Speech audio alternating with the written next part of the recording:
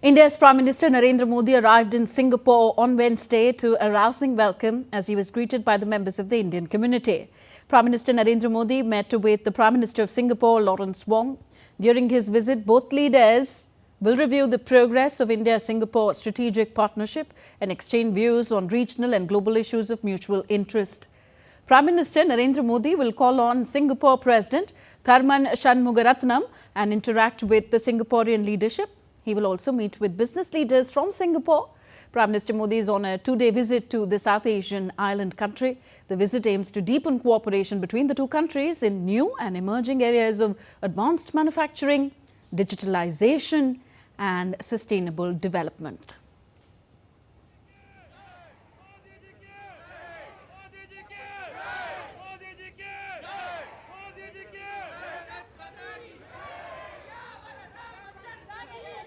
DD India's Akshay Dongre spoke to the dancers and performers who had the opportunity to perform before the Prime Minister, as well as the Indian diaspora warmly welcomed Prime Minister. By and large, everyone was happy at the prospect of interacting with Prime Minister Narendra Modi. There were a lot of cultural performances that were put on display. How you guys performed as far as the upon the arrival of Prime Minister? How was the experience? It's very exciting, very a unique experience for sure. We are very honored to represent Indian dance in Singapore. Right. We are dancing Odissi. Ma'am, you were here part of the reception. How was it, the experience? Well, the experience was out of this world. It was definitely a one-time opportunity for all of us to have been performed in front of Narendra Modi ji. And what more, a cherry on the cake is that he himself came forward and asked for this, what is called as Tipru, and asked for it. He first did wish us Happy Ganesh Chaturthi that is going to come in 2 days. Right. So we are super more excited for it. And again, I mean, words are not enough to express how happy we are. These people are a part of the Indian diaspora. Many of them have also performed in Indian, different kind of Indian arts. So how was it, ma'am? How was the experience seeing the Prime Wonderful, Minister? wonderful. It was a lifetime, like you can say it is a lifetime achievement I got. Seeing Modi ji live, for me it was the first time. What about you? Ishan. Ishan, so how was the experience like seeing Prime Minister so up close? It was actually really like inspiring because you could see he has such a big aura. Yeah. And yeah, I was very excited. And sir, what about you? Yeah, I'm born in India. Now Singapore is home. So Modi ji is a living legend. He's an inspiration for all. And we came with all the family just to get a glimpse of him, to get his presence. Right. So this is Prime Minister's 5th visit to Singapore. Right. Do you think that the push that he has given in his foreign policy has brought the two countries closer? Yeah, and I think there is a lot of scope. There's a lot of scope because we have a very enthusiastic and very motivated Indian diaspora here, and there's a lot of scope. And there is a lot of enthusiasm that you can sense in the air here. So Prime Minister has arrived and there is a lot on cards to bring the two countries closer even more. With camera person Vinay Kumar Tiwari, I'm Akshay Dongre, DD India. Earlier, in a historic visit to Brunei, Darussalam, India's Prime Minister Narendra Modi held a meeting with Sultan Haji Hassan Al Bolkiah on Wednesday and discussed ways to further cement bilateral ties during the wide-ranging talks. Sultan Haji Hassan Al Bolkiah and his close family members warmly welcomed Prime Minister Modi at the Istana Nurul Iman. The Istana Nurul Iman is the official residence of the Sultan of Brunei. The leaders held delegation-level talks thereafter, where two leaders welcomed the elevation of bilateral ties to enhanced partnership. Prime Minister of India invited Brunei Sultan to pay a visit to India. The historic visit of the Prime Minister will further boost action on India's Act East policy and its vision for the Indo-Pacific. Bharat की act east policy और Indo Pacific vision में Brunei का महत्वपूर्ण साझेदार होना ये हमारे लिए उज्जवल भविष्य की गारंटी है। हम एक दूसरे की भावनाओं का सम्मान करते हैं। मुझे विश्वास है कि मेरी इस यात्रा से और हमारी चर्चाओं से आने वाले समय के लिए हमारे संबंधों को स्ट्रेटेजिक दिशा मिलेगी। India and Brunei also signed an exchange memorandum of understandings on cooperation in the operation of telemetry, tracking and telecommand station for satellite and launch vehicles. A joint statement was adopted after the talks. So they discussed emerging areas of bilateral cooperation such as Fintech, the digital technology, digital payment systems, as well as renewable energy. Space has traditionally been an important area of bilateral cooperation.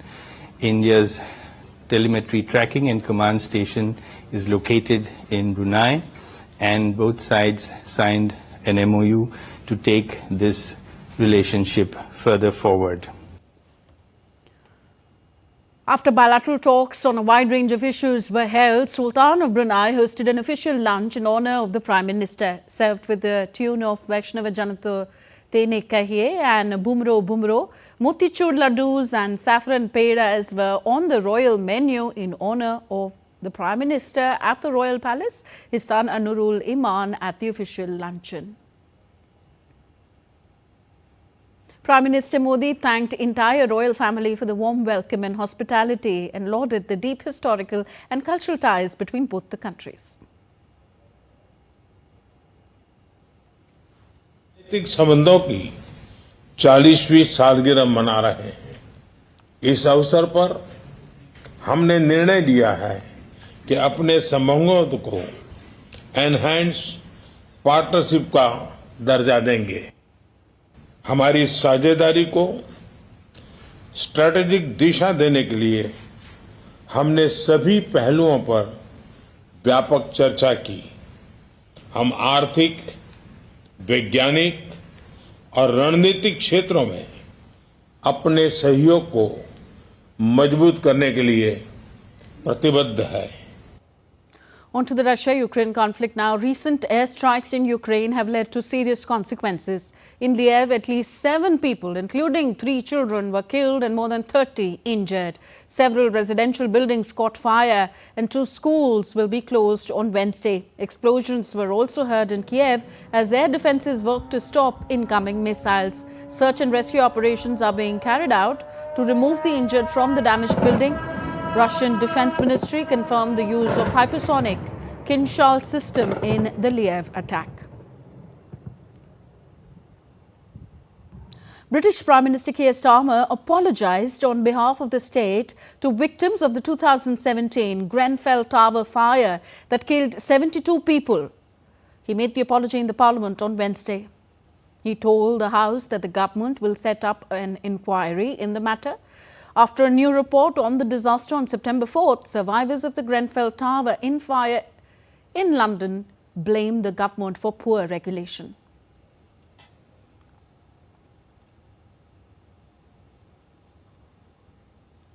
The maiden Joint Commanders Conference JCC commenced at Lucknow in Indian state of Uttar Pradesh under the theme Sashakt and Surakshit Bharat, transforming the armed forces. Chief of Defence Staff along with the Chiefs of Army, Navy and Air Staff were present at the event. Defence Chief General Anil Chauhan addressed the seniors of the tri-services and stressed the need for operational preparedness to meet the emerging challenges. He reviewed the current security situation and the defence preparedness of the armed forces.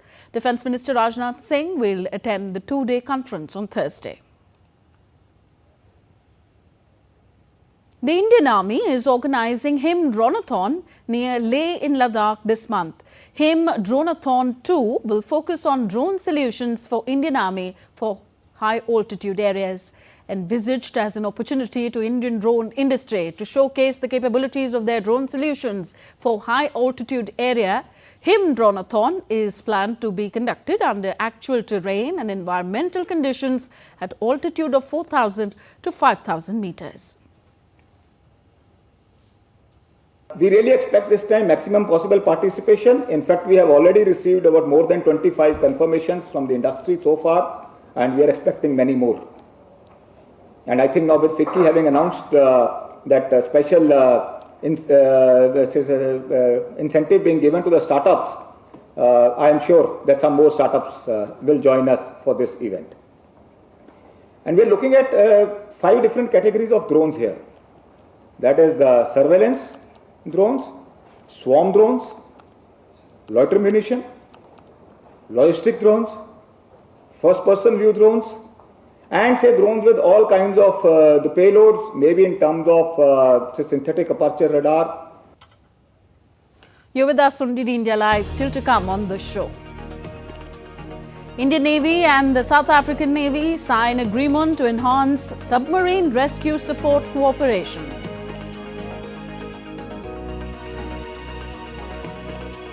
And up ahead, India achieves best ever medal haul in the Paralympics. India's medal tally reaches 21 at Paris.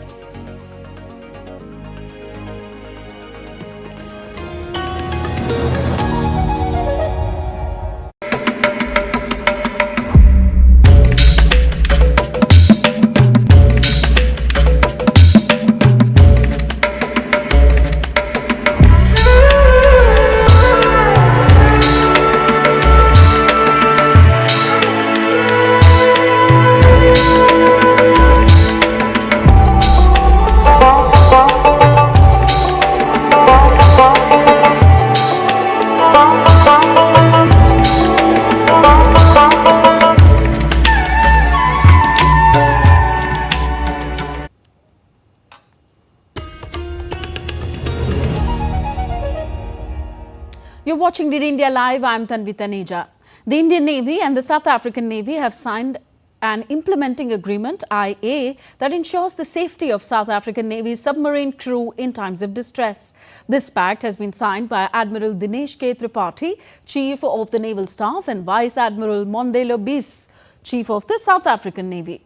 The implementing agreement underscores shared commitment to maritime safety and mutual support. Under this agreement, the Indian Navy will provide assistance by deploying its deep submergence rescue vehicle when needed, further strengthening the collaborating ties between the two navies.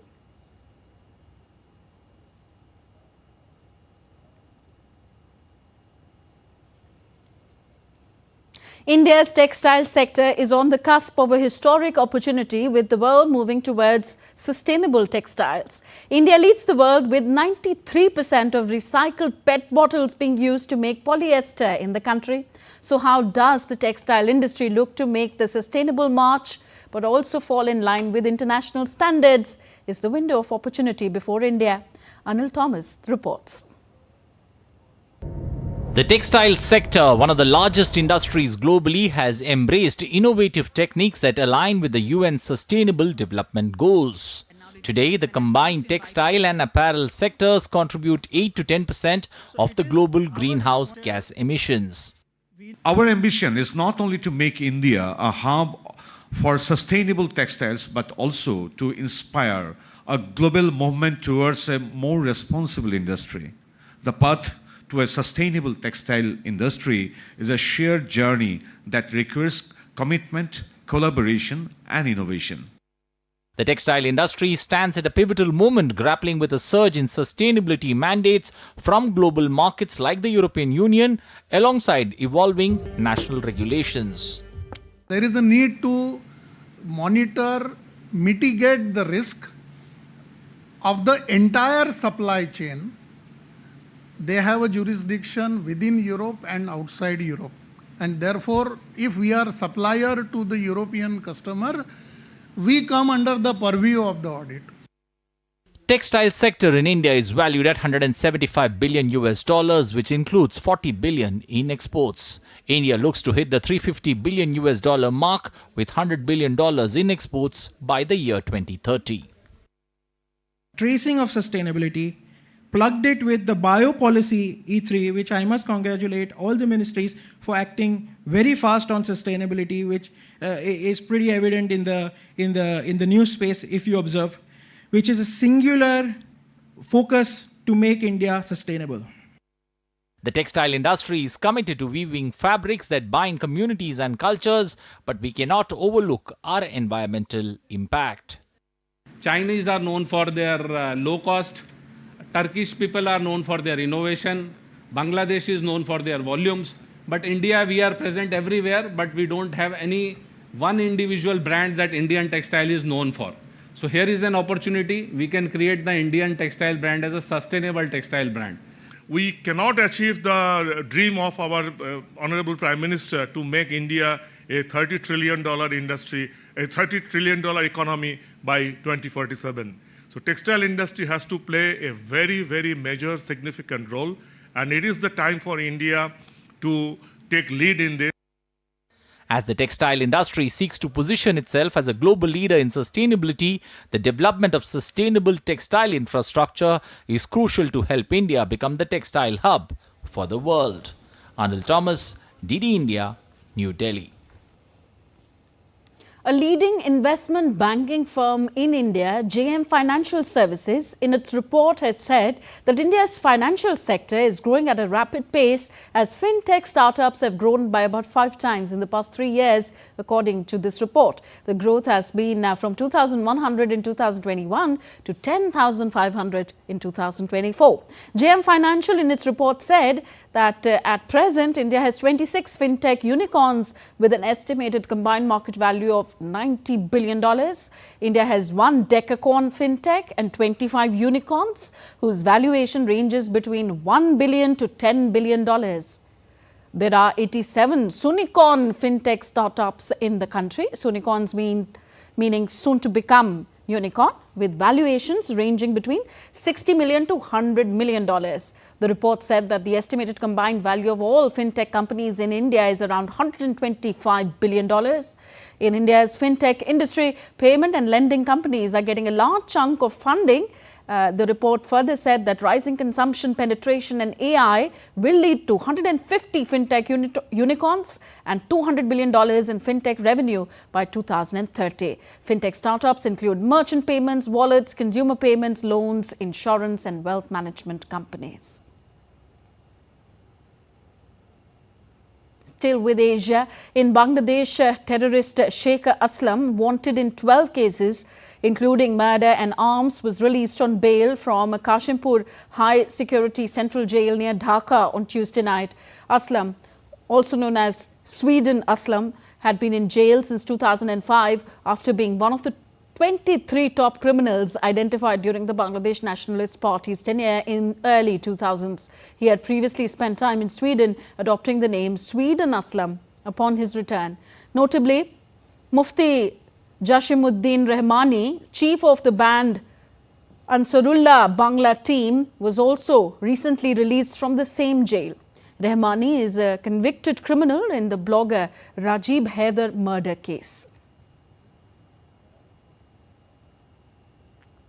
Postal voting for Sri Lanka's 2024 presidential election begins on Wednesday, with over 700,000 government employees eligible to cast their ballots.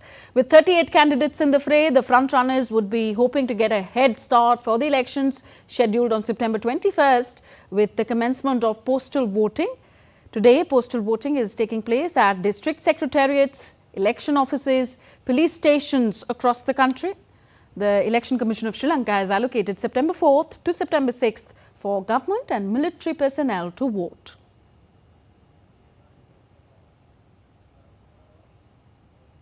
In Nepal, the trade point of Khasa opens for cargo trucks to Kathmandu after closure for 2 weeks on Tuesday.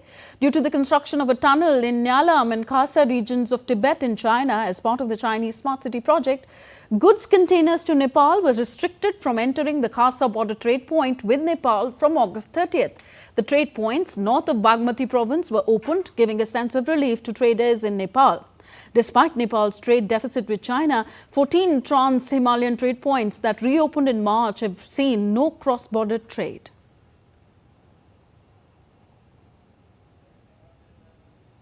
Coal generated less than 50% of Australia's electricity in the last week of August, dropping to a record low as renewable production surged, data showed on Wednesday.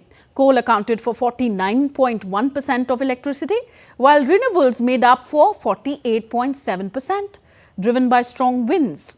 Climate finance experts maintain that, aided by wild weather and lower demand, this signals a move away from coal. Coal still makes up a third of global electricity, but the International Energy Agency stresses that all unabated coal generation must end by 2040 to meet net zero goals by 2050. And next we take a look at other stories making news today. Indian Union Minister Prahlad Joshi launched a curtain raiser of the second international conference on green hydrogen scheduled from September 11th to 13th in New Delhi. The minister also highlighted the crucial role of green hydrogen towards a clean and green energy transition. Indian Oil, an integrated oil company in India, set a new benchmark in the industry by blending 23.24 crore litres of biodiesel with regular diesel. It surpassed the overall blending ratio of 0.43% by other oil companies and marked a significant milestone in India's journey towards a sustainable energy future. Chief Minister of Indian state of Uttar Pradesh, Yogi Adityanath, has announced to build 18 football stadiums in each of the state's commissionates in order to give boost to football. Additionally, 827 football grounds will also be developed in every block to improve football facilities and encourage more tournaments. And talking of sports, let's give you all the action from the Paris Paralympics.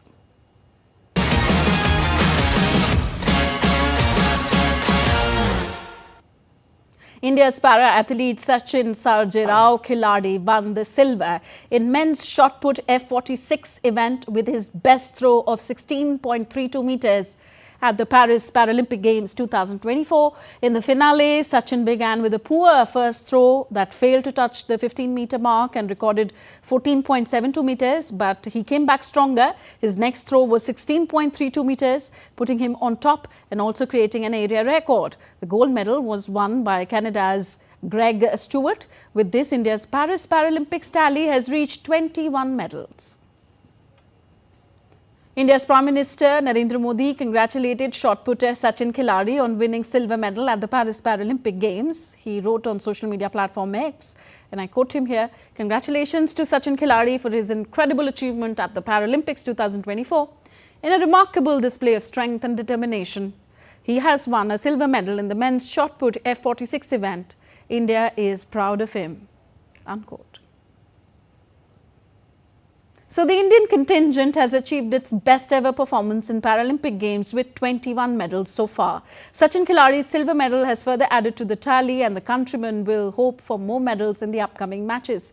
Currently, India occupies the 19th spot in the overall standings. Indian Prime Minister Narendra Modi took to X to congratulate the Paralympic contingent for setting a record of highest ever medals.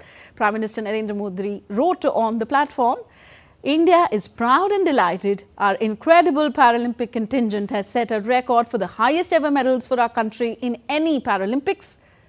This shows the dedication, passion and determination of our athletes. Congrats to each and every player. #Cheer for Bharat."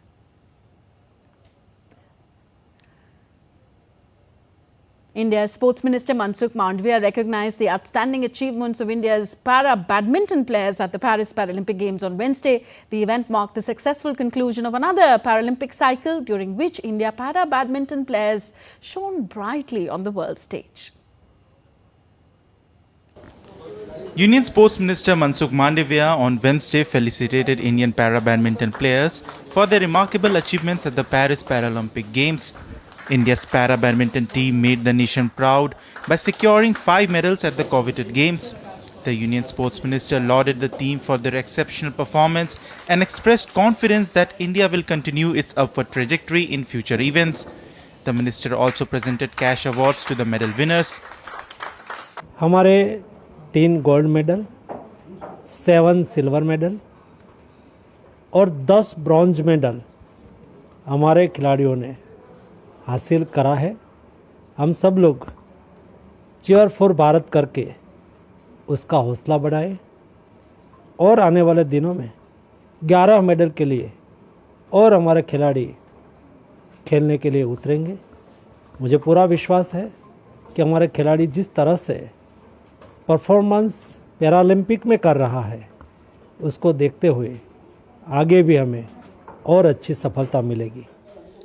This achievement underlines the growing strength and potential of India's para-athletes. This success story is an evidence to the determination of the athletes and the robust support system provided by the government. We experienced this for the first time in the Asian Para Games 2018 when Prime Minister Sir met us after the conclusion of the Asian Para Games, and then that motivated athletes very hugely and very heavily. And then since then, after every major event, he has invited players, and he has met everyone personally. We granted them wishes and gave his blessing to everyone. The medal tally included 1 gold, 2 silvers and 2 bronze medals. Nitesh Kumar won gold in the MS SL3 category, while Suhas Jathiraj and Thulasimati Murugesan clinched silver. Nitya Shri Sivan and Manisha Ramadas secured bronze medals in their respective categories. Initiatives like targeted financial assistance, world-class training facilities and specialized coaching have been instrumental in elevating the performance of India's para-athletes. Narayan Singh's report for DD India. That's all for this edition of DD India Live. Do let us know your thoughts on the news of the day. Connect with us on our different social media platforms. And for those on the go, you can catch all the latest news and updates on our DD India mobile app. The app is available on both Android and iOS platforms. So we will be back with more news as it breaks here on DD India. I'm Tanvi Taneja from my entire team here in New Delhi. Thank you for watching. Namaskar.